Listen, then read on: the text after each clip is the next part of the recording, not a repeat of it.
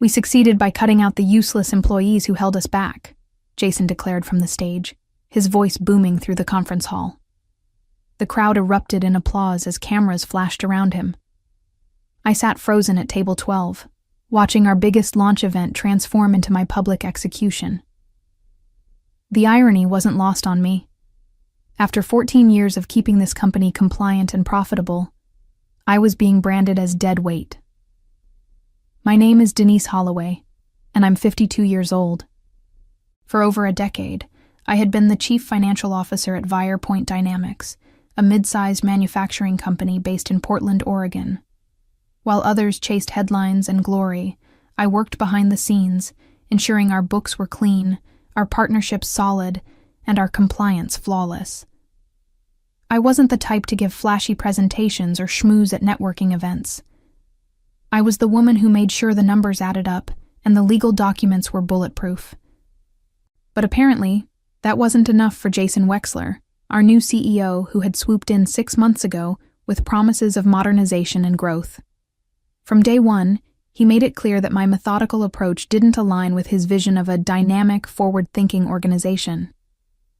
He wanted yes-men who would rubber stamp his aggressive expansion plans, not someone who asked uncomfortable questions about inflated projections and questionable vendor agreements. As I watched Jason bask in the spotlight, describing our latest product line as revolutionary, I couldn't help but think about the unsigned audit report sitting in my office safe. The one that detailed discrepancies I had discovered just last week. The one I had refused to certify until we addressed the irregularities.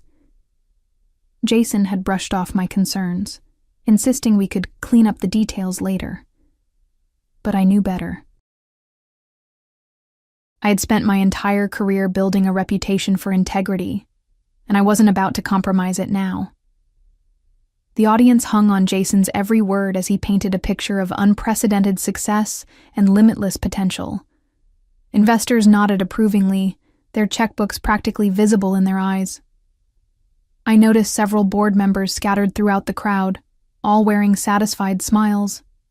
They had no idea what was really happening behind the scenes. Security guards began moving through the crowd, their destination obvious. I had expected this moment ever since Jason called me into his office that morning and delivered the news with his characteristic smirk. "Your services are no longer required, Denise. We're going in a different direction." He had timed my termination perfectly, right before our biggest event, ensuring maximum humiliation. But as the guards approached my table, I stood up calmly and reached for the black folder I had prepared. Something told me this evening wasn't going to unfold exactly as Jason had planned. Looking back, I should have seen the writing on the wall months earlier. Jason had arrived at Point Dynamics with great fanfare, recruited by our board after our previous CEO announced his retirement. The industry publications had heralded him as a visionary leader who had transformed his previous company from a regional player into a national powerhouse. What they failed to mention was that he had left that company just before a federal investigation into accounting irregularities. I had done my research, of course. It was my job to be thorough. When I brought my concerns to the board, they dismissed them as typical resistance to change. "Jason brings exactly the kind of innovative thinking we need," Board Chairman Robert Hayes had told me during our quarterly meeting. "Sometimes you have to take calculated risks to achieve extraordinary results." Those calculated risks had started almost immediately. Jason began pushing for aggressive revenue targets that seemed divorced from reality. He wanted to expand into new markets without proper research, sign contracts with vendors I had never properly vetted, and pursue partnerships that made my compliance instincts scream. Every time I raised questions, he would smile that condescending smile and tell me I was being unnecessarily cautious. The breaking point had come 3 weeks ago during our monthly executive meeting. Jason had presented a proposal to backdate several vendor agreements to inflate our quarterly numbers. The room had gone silent as he outlined his plan, all eyes eventually turning to me. I had looked him straight in the eye and said, "I cannot and will not sign off on any documentation that misrepresents our financial position." His mask had slipped for just a moment, revealing the cold calculation beneath his charming exterior. "Denise, I understand your concerns, but sometimes we need to think creatively about our reporting. This is standard practice in the industry." "No, Jason, it isn't," I had replied firmly. "And even if it were, it would still be fraud." The tension in the room had been palpable. Other executives had shifted uncomfortably in their seats, clearly torn between supporting their new CEO and backing the woman who had kept the company out of legal trouble for over a decade. In the end, most had remained silent, which told me everything I needed to know about where their loyalties lay. That night, I had gone home and begun documenting everything. Every questionable decision, every inappropriate request, every corner Jason had tried to get me to cut. I had photographed emails, copied files, and created a comprehensive record of his attempts to manipulate our financial reporting. Call it professional paranoia or simply good sense, but I had learned long ago that when integrity was at stake, documentation was your best defense. My assistant, Catherine, had noticed my late nights and weekend work sessions. "Is everything okay, Denise?" she had asked last Friday, as I locked yet another set of files in my office safe. Catherine had been with the company for 8 years and knew me well enough to recognize when something was seriously wrong. "Just being extra careful," I had told her, which was both true and a massive understatement. The revelation that would change everything came the week before the launch event, hidden in a routine audit report that should have been straightforward. I had been reviewing our third-quarter financials when I noticed discrepancies in several key accounts. Revenue numbers that didn't match our actual sales records. Expenses that had been mysteriously reclassified. Vendor payments that corresponded to contracts I had never seen. I spent the entire weekend in my office, cross-referencing documents and following paper trails. What I discovered made my blood run cold. Jason hadn't just been pushing aggressive accounting practices. He had been actively falsifying records. Revenue had been inflated by nearly 15% through a combination of backdated contracts and fictitious sales. Expenses had been manipulated to create the appearance of improved margins. Even our cash flow statements had been doctored. The audit firm we had been working with for years, McKenna and Associates, had already begun their preliminary review. I knew their senior partner, David McKenna, personally, and I trusted his integrity. When I called him Sunday evening to discuss my findings, his voice grew grave. "Denise, these numbers don't match what we've been provided," he said, after I walked him through my discoveries. "If what you're telling me is accurate, we're looking at systematic fraud." "That's exactly what we're looking at," I replied. "The question is, what do we do about it?" David was quiet for a long moment. "We need to halt the audit immediately until these discrepancies can be resolved. I cannot sign off on financial statements that I know to be fraudulent." Monday morning, I requested an emergency meeting with Jason.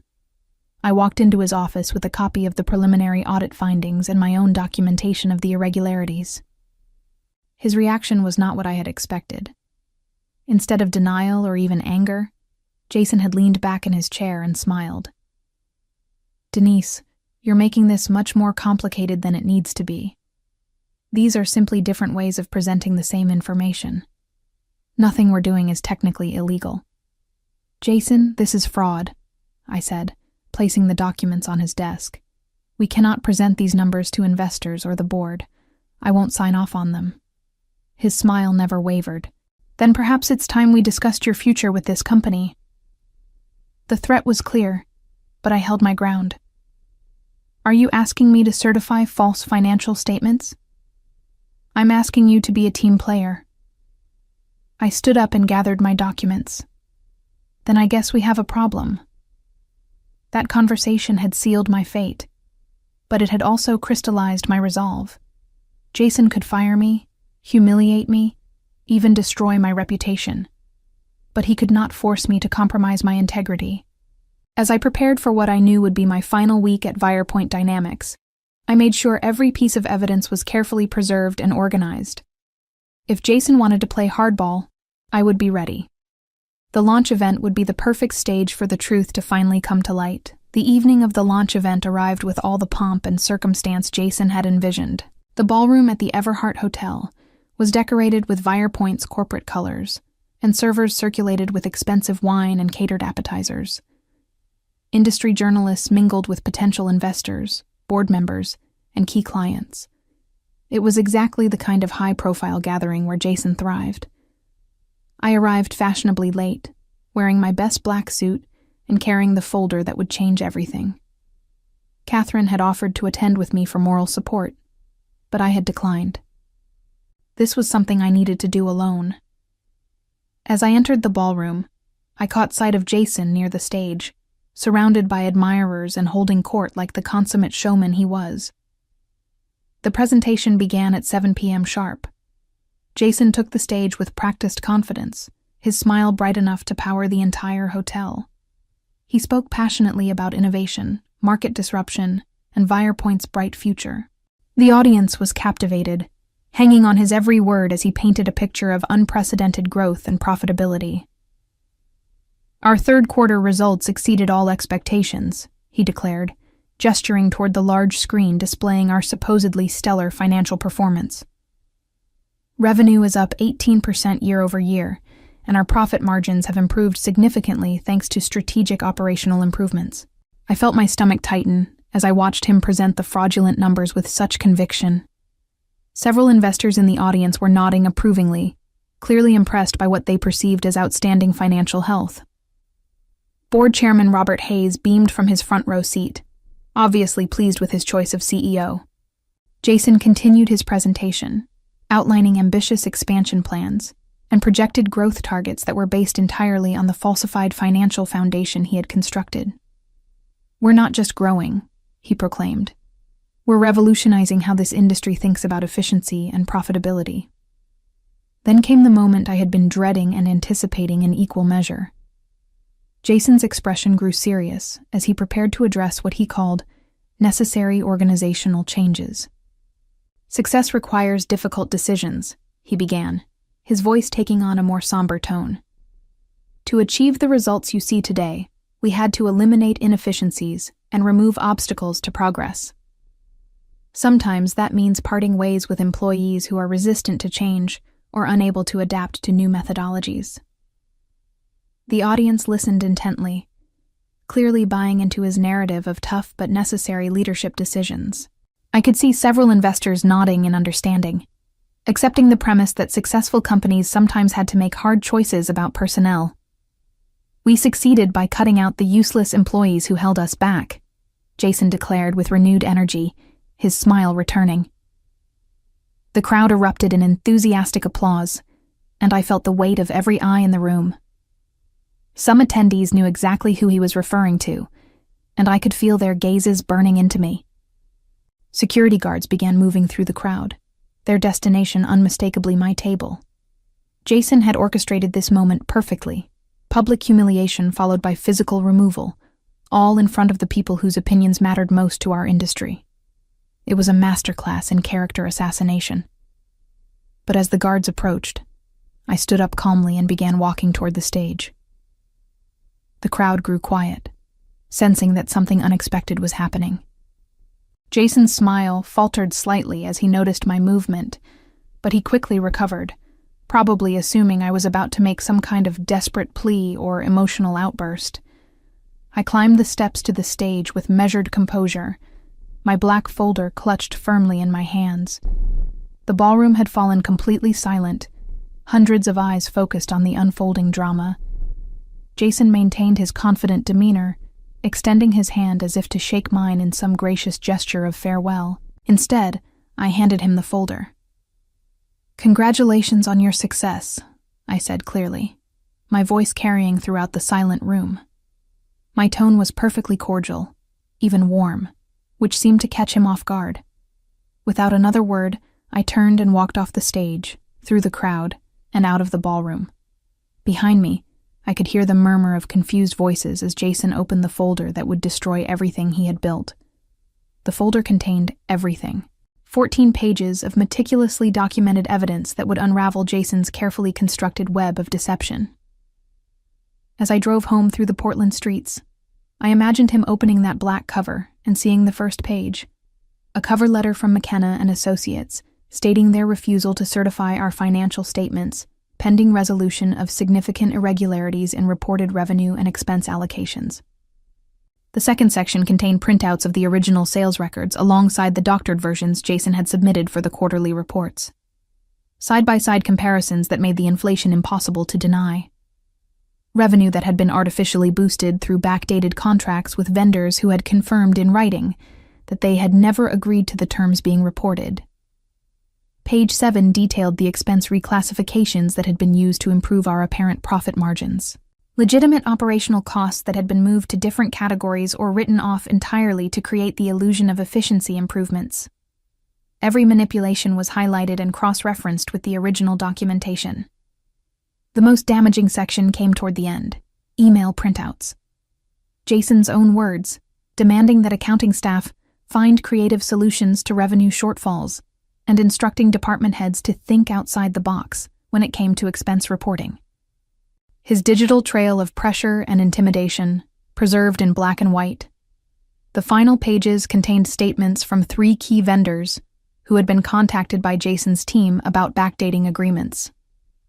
All 3 had refused and provided written documentation of those requests. One had even indicated that they were considering ending their relationship with Virepoint due to what they perceived as unethical business practices. By the time I reached my house in the suburbs, my phone was already ringing. Catherine's number appeared on the screen, but I let it go to voicemail. Then Robert Hayes called, followed by 2 board members I recognized.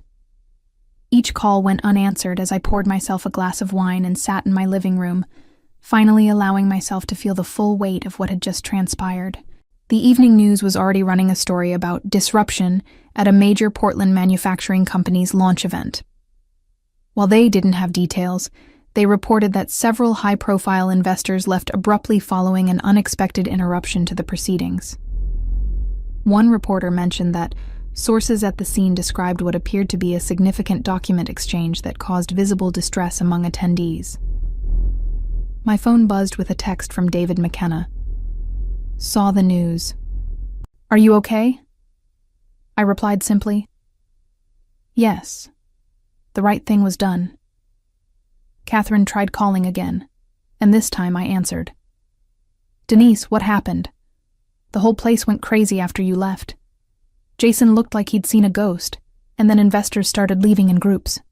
Is everything okay? Everything is exactly as it should be, I told her. Jason finally got to see the real financial picture, instead of the fiction he'd been presenting.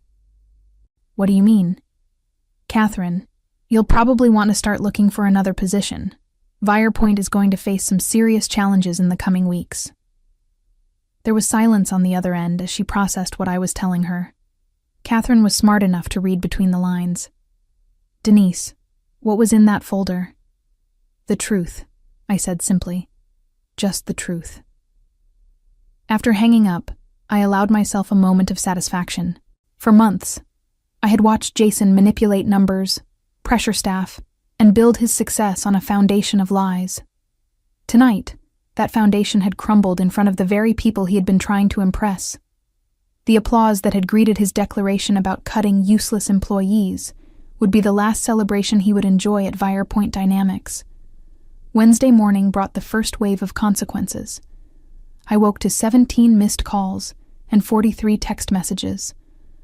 The Portland Business Journal had somehow obtained details about the launch event and published an article titled, Financial Questions Rock Virepoint Dynamics Following Executive Departure. While they were careful to avoid specific allegations, the implication was clear. Something significant had gone wrong. By 10 a.m., 3 major investors had formally requested emergency meetings with the board of directors. 2 others had sent letters indicating their intention to reevaluate their investment position, pending clarification of recent financial disclosures. The domino effect I had anticipated was beginning in earnest. Catherine called just before noon, her voice tight with anxiety. Denise, the office is chaos. Jason called an all-hands meeting this morning, but he looked terrible.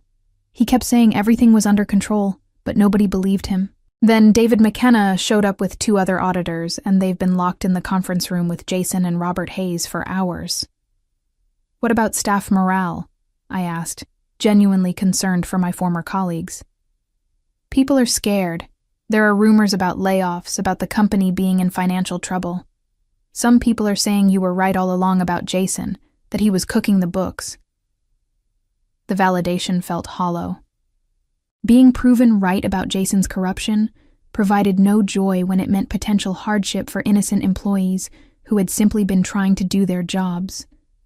These were people I had worked alongside for years, professionals who deserved better than to have their careers disrupted by one man's greed and ambition.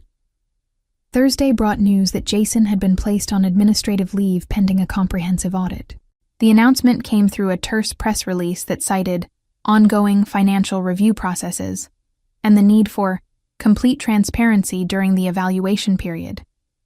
Reading between the lines, it was clear the board was positioning itself to cut ties with Jason entirely. Friday afternoon, I received an unexpected call from Marcus Wright, CEO of Bright Ridge Manufacturing, one of Virepoint's primary competitors. I had known Marcus professionally for several years through industry events, and I respected his reputation for ethical leadership. "Denise, I heard about the situation at Virepoint," he said without preamble. "I also heard that you were the one who exposed whatever was going on over there." "Word travels fast in our industry," I replied carefully. "It does when someone shows real courage. Listen, I know this probably isn't the best timing, but I'd like to discuss an opportunity with you. We're looking for someone to head our financial operations, someone with unquestionable integrity and deep industry experience." The offer caught me off guard. In my focus on doing the right thing at Virepoint, I hadn't given much thought to what would come next for my career. The idea of joining a competitor, especially one with Bright Ridge's stellar reputation, was intriguing.